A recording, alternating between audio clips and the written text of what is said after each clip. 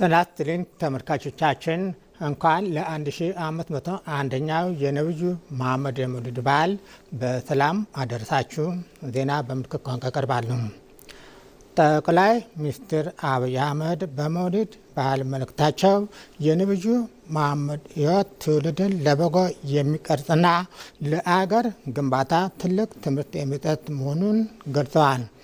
የነብዩ ታሪክ የምንማራቸው አራት ዋና ዋና ነጥቦች፣ አንደኛ የተጠራንበት ዓላማ ማክበር፣ ነብዩ የተጠሩበት ዓላማ ታሪክ መቀየርና ትውልድን መቅረጽ መሆኑን አምነው በቃላቸውና በስራቸው አክብሮታል።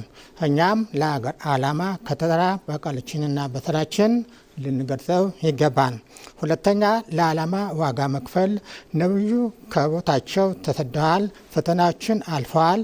ነገር ግን በአላህ ኃይል አሸንፈዋል።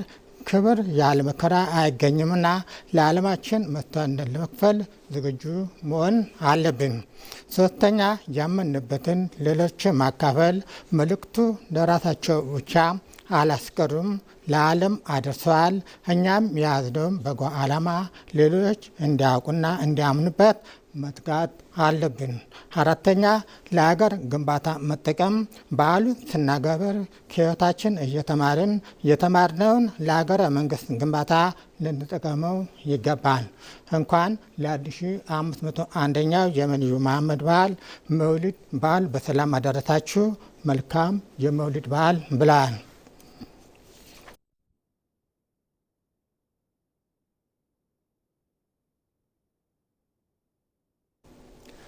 የኢትዮጵያ የሃይማኖት ተቋማት ጉባኤ ለ1501ኛው የመውሊድ በዓል የእንኳን አደረሳችሁ መልእክት አስተላለፈ።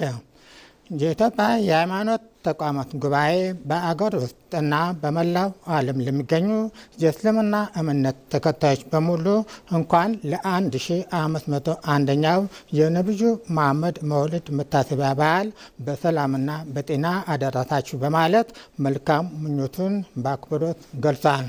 ጉባኤው ባስተላለፈው መልእክት የዘንድሮው የመውሊድ በዓል የሚከበረው ለአንድ ወር ከ15 ቀናት ሲካሄድ የነበረው አገራዊ ምክክር በስኬት በተጠናቀቀበት ማግስት በመሆኑ የበዓሉ ደስታ እጥፍ ድርብ እንደሚያደርገው አመልክተዋል። በዓሉን ስናከብር በህመም አልጋ ላይ በህግ ጥላ ስርና በችግር ውስጥ የሚገኙ ወገኖች በማበረታታትና ያለንም በማካፈል ሊሆን እንደሚገባ ጥሪ ያቀረበው ጉባኤ ለሀገራችን ሰላም፣ ለሕዝባችን አንድነት፣ በረከት ዱዓ በማድረግ እንዲሆን በመጠየቅ ለኢትዮጵያ እስልምና ጉዳዮች ጠቅላይ ምክር ቤት አመራሮችና ለመላው ሙስሊም ማህበረሰብ መልካም የበዓል ምኞቱን አስተላልፏል።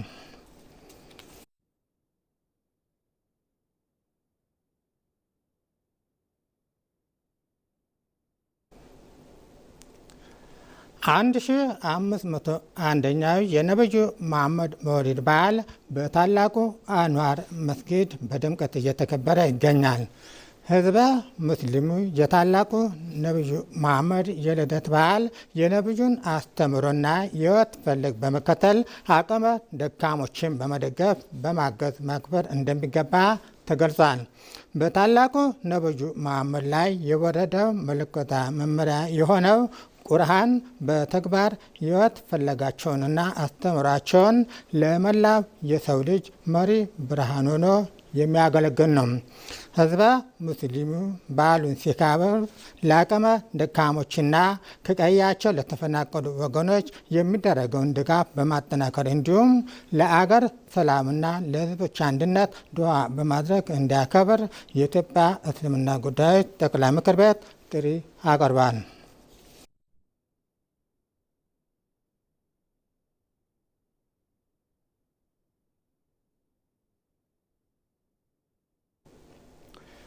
የኢትዮጵያ የባህር በር የማግኘት ህጋዊና ታሪካዊ መብቷን በሰላማዊ ዲፕሎማሲያዊ ለማረጋገጥ ጥረቷን አጠናክራ ቀጥላለች።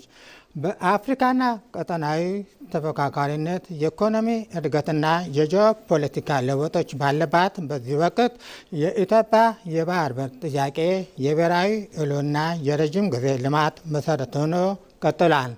ከ130 ሚሊዮን በላይ ሕዝብ ያላትና በአፍሪካ በግንባር ቀደም ከሚጠቀሱ ፈጣን የኢኮኖሚ እድገት የሚያስመዘግቡ ሀገራት አንዷ ናት።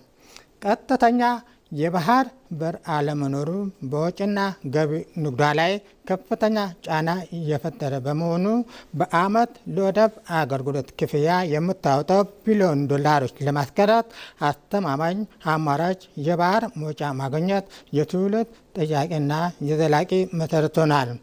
ሀገራችን የምትከተለው የዲፕሎማሲ አካሄድ በጋራ ተጠቃሚነትና በጎረቤት ሀገራት መካከል ያለ ሰላም በማስፈን መርህ ላይ የተመሰረተ ነው።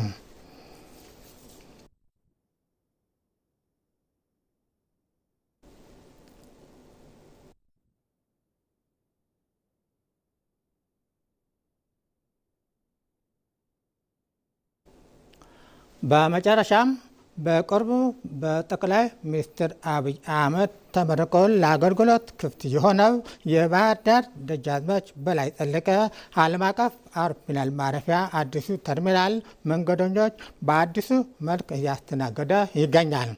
አዲሱ ተርሚናል ሰፋፊ የአውሮፕላን ማቆሚያ፣ ዓለም አቀፍ ደረጃቸውን የጠበቁ መሰረተ ልማቶች እንዲሁም ዘመናዊ ቴክኖሎጂዎችን አሟልቶ የተገነባ ነው።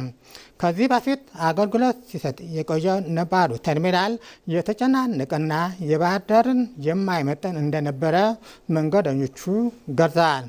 ዓለም አቀፍ ደረጃን በጠበቀ መልኩ የተገነባው አዲሱ ተርሚናል ምቹና ቀልጣፋ አገልግሎት እንዲያገኝ አስችሎናል ሲሉ መንገደኞቹ አስተያየታቸውን ሰጥተዋል። በአዳር ከተማ ጣና ሐይቅን ጨምሮ በርካታ ቅርጾችና ተፈጥሯዊ መስህቦች መገኛ እንደመሆኗ የአየር ትራንስፖርት አቅሟን ማጠናከር፣ የጎብኚዎች ፍሰት መጨመር ለኢኮኖሚ እድገት አስተዋጽኦ የሚያበረክት ስለመሆኑ ገልጸዋል።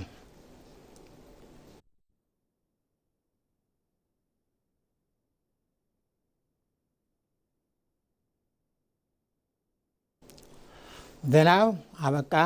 መልካም በዓል።